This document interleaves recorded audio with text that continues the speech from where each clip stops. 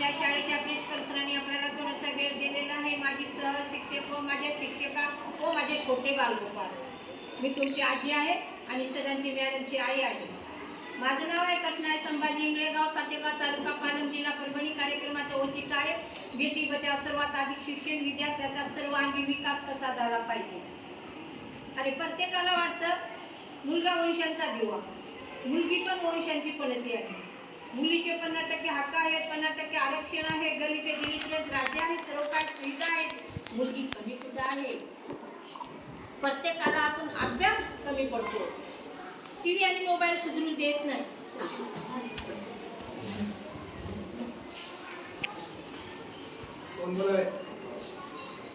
तर आपण घरी गेलो की आपण फळकून दप्तर फेकून देतो आणि टीव्हीच्या समोर जाऊन बसतो, नसता मोबाईल घेतो. समोर मोबाईल लावला की झाला 2-3 तास. खाण्याचं भान नाही, वाचण्याचं भान नाही, पुस्तकाचं भान नाही, काय खाला त्याचं भान नाही. मग त्याच वेळेमध्ये जर आपण अभ्यास केला 2-3 तासाचा, तर आपण आपली शाळा जिल्ह्यामध्ये येऊ शकते. म्हणून टीव्हीचा परिणाम, मोबाईलचा परिणाम काय होतो, सारखं डोळ्याला लायतो आणि सर्व दार बंद करतो, टीव्ही बघतो. टीव्ही डोक्याचा आग सोडून घेते, मोबाईल डोळ्याचा आग सोडून घेतो, कान बहिरे करतं, शरीरामधलं रक्त कमी होतं, पेशा जातात, अनेक बिमाऱ्या उत्पन्न होतात. कारण आपल्याला खाण्याचं भांडा नसतं ना, आपण ताट नेतो, बाजूला ठेवतो आणि टीव्हीकडे लक्ष देतो. म्हणून आपल्याला आजपासून टीव्ही आणि मोबाईल बघायची का? घातिक आहे का दूषित आहे? घातिक आहे. चांगली आहे का?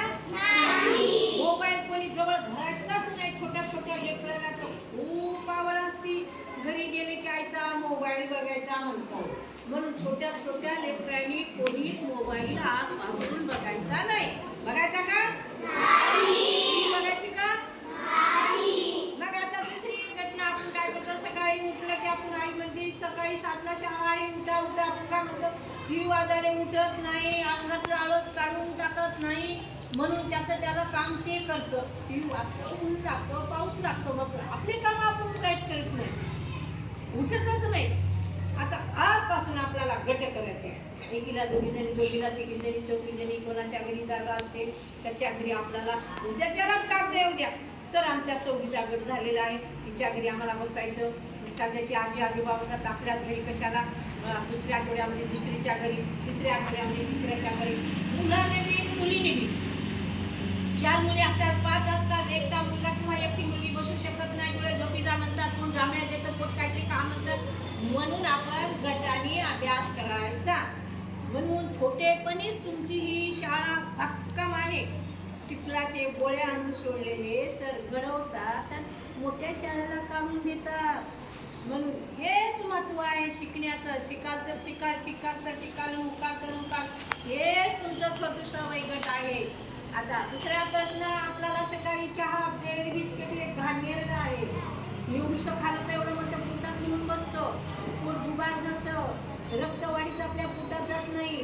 टीव्ही, मोबाईल, चहा, ब्रेड, बिस्किट, अनेक बिस्किटाचे काही ते घाणेरडं आहे. तिथून गेलेल्या पिठाचे आहे, पोटात आजार धरतात, दुबार धरतात, आपल्याला आजार होतं, पोट दुखतं, दवाखान्यात पैसा घालावं लागतं फक्त ब्रेड बिस्किट.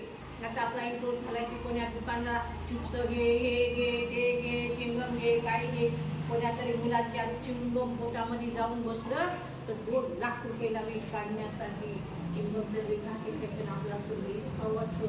चॉकलेट दाताला घाण करतं, दात असतात, दात काढावं लागतात, दात दुखतात, आजारी पडतो. कोणती दुकानातली वस्तू आजपासून खायचं नाही. पैसे भरून आणायची नाही, तर दुकानातली वस्तू खायचं नाही. सकाळी भाजी पोळी भात असं लवकर उठायचं, आईला म्हणायचं मदत करून लागायचं, आपण बी करायचं. रात्रीची भाकर भाजी पोळी असेल तर एखाद्या आईला कंटाळा असं तर रात्रीची खाली तर काय फरक पडत नाही, पोट दुखत नाही. फक्त इथलेलं काय असतं, दुकानावर ब्रेड बिस्किट हे इथलेल्या पिठाचं असतं. म्हणून आपल्याला उद्यापासून अंगातला आळस काढून टाकायचा. रात्रीच्या वेळी ग्रुपनं अभ्यास करायचा आणि सकाळी लवकर आपल्याला 4ला उठायची सवय लावायची. जरा असं पुस्तक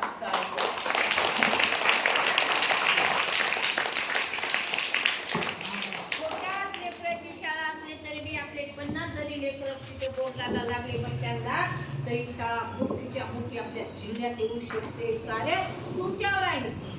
सर मॅडम आज प्रयत्न करतात आपली शाळा जिल्ह्यात आली पाहिजे, तालुक्यात आली पाहिजे, प्रयत्न करतात. त्या प्रयत्नाचा फायदा तुमच्यावर आहे. म्हणून आजपासून उद्याच्यालाच मी येऊन करणार आहे. मी इकडेच आता 2-3 दिवस झाले. आज तुमच्या आता दिसले आणि मी खाली मुलीच्या क्लासला काल 2-3 क्लास झाले. आज 2 घ्यायचे म्हणून अशी जात आहे. तुमची मुलं सकाळी तिथं झालं शाळा होती एवढ्या लवकर कशी ते 7ला बदल आहे म्हणून मी आतमध्ये आले. म्हणून मुलीनो आपल्याला आजी असतात. आजाविषयी कसं बोलायचं आहे, आजी संरक्षण घ्यायचं, आई वडिलांचं संरक्षण घ्यायचे. शाळेत आल्याच्या नंतर सरांना मॅडमना नमस्कार करायचा. कोणी मुलांनी भांडणं करायचे नाही, कोणी मुलींनी भांडणं करायचे नाही. फक्त आपल्याला अभ्यासाकडे वळायचं आहे. कशाकडे वळायचं आहे? माझा पहिला नंबर आहे ह्या शाळेमध्ये, ह्या वर्गामध्ये माझा पहिला नंबर आहे ही आस आपल्याला लागली पाहिजे. जशी आपल्याला दुकानावर खाते आस लागते, जशी टी व्ही मोबाईलची आस लागते, तशी आपल्याला लहानपणापासून अभ्यासाची लालूच लागली पाहिजे. शिक्षणाला रंगाची रूपाची श्रीमतीची गरज नाही. छोटी सैनिक प्रश्न तर माझ्या पप्पानी कार आणली, माझ्या पप्पानी हे आणलं, माझ्या पप्पानी ते आणलं, हे भूषण कधी सांगायचं नाही. एकच सांगायचं मी या वर्गात आहे, माझा पहिला नंबर आहे. दुसरी श्रीमंती नसते. म्हणून एक छोटीशी मुलगी जर जन्माला आली नसेल तर पुरुषाचा जन्म होणार नाही. जे पुढे आकाश असेल आणि धर्तरी नसेल तर जग जगू शकणार नाही. अन्न असेल तर पाणी नसेल तर जगू शकणार नाही. शाळा कॉलेज नसेल तर आपण शिकू शकणार नाही. आता राखी पौर्णिमा येईल. राखी बांधण्यासाठी मुलांना राखी बांधली तर चालेल का रे? चालते जरा भानावर येऊ दे. मुलाला